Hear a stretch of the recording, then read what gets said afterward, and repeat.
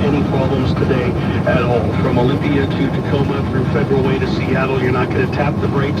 Only 35 minutes out of Federal Way up into Seattle, probably under that.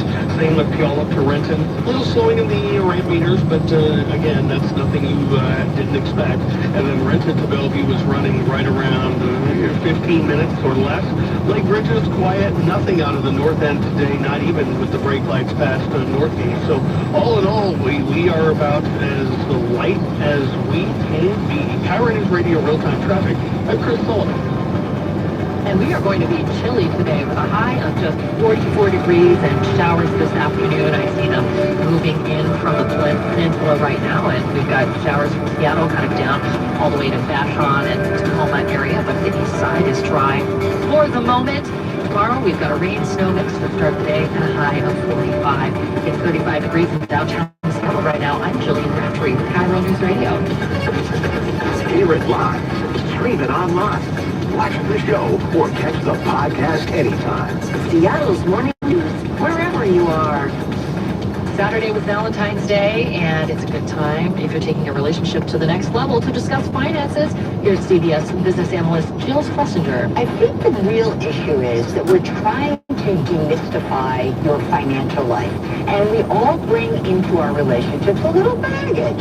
So what we're trying to do is get on the same page. One of the best ways you can do that is to set aside some time, not on Valentine's Day weekend, and talk about your various financial life aspects. So what are we talking about? We're talking about saying you're building your balance sheet, what you own and what you owe.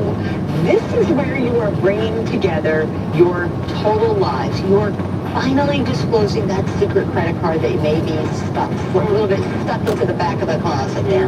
And I think it's important to do this because if you are going to try to reach certain goals, we want to buy a house, we want to retire, we want to send our kids to college, if you don't know the full picture, how are you going to get there? So most couples have at least some money that they have separately, right? But 38% of couples keep funds all in joint accounts. When do you know when it's best to have split accounts or joint?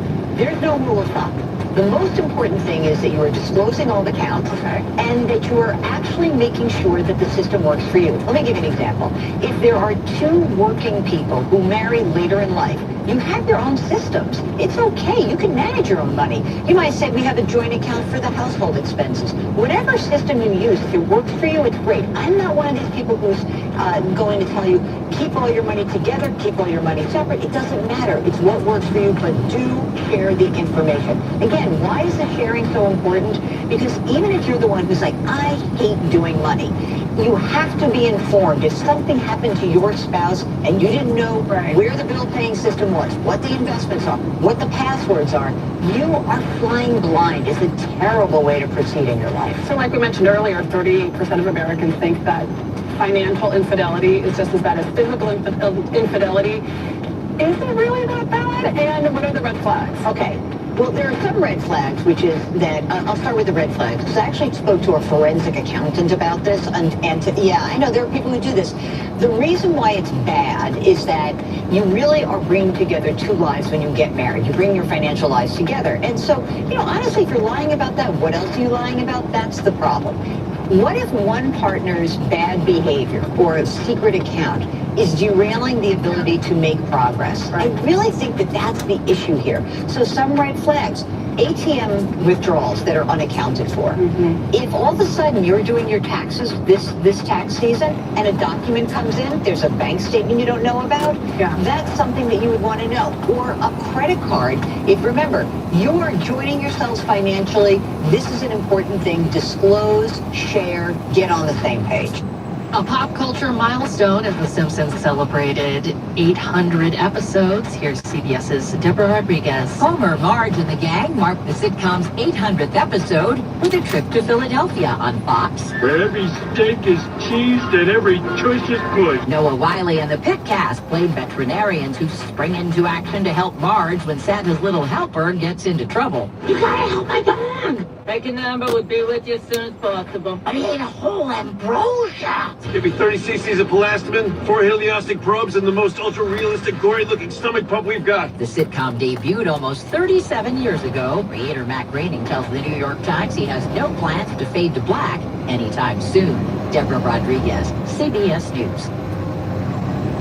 This is since the longest running sitcom in U.S. history. No plans to fade to black. 37 years. Sully, were you watching 37 years ago? Yes. Did you watch when It was first a, premiered? it happened in college, and it became weekly viewing because it wasn't always on Saturday night or Sunday nights. They moved it. Yeah, we used to watch it religiously. We'd get together, have a few beers, and then watch The Simpsons, then go out to the bars. And so it was, I've been watching ever since, and I've pretty much based my entire life on Homer. And I think that explains an awful lot. And I managed to not see an episode at all That's in my entire life. But I know all the characters. That's how prolific they are. Sully, what do you have coming up? Well, we're going to take a look at the drive, which is about as good as it can be. We'll give you the travel times coming up next.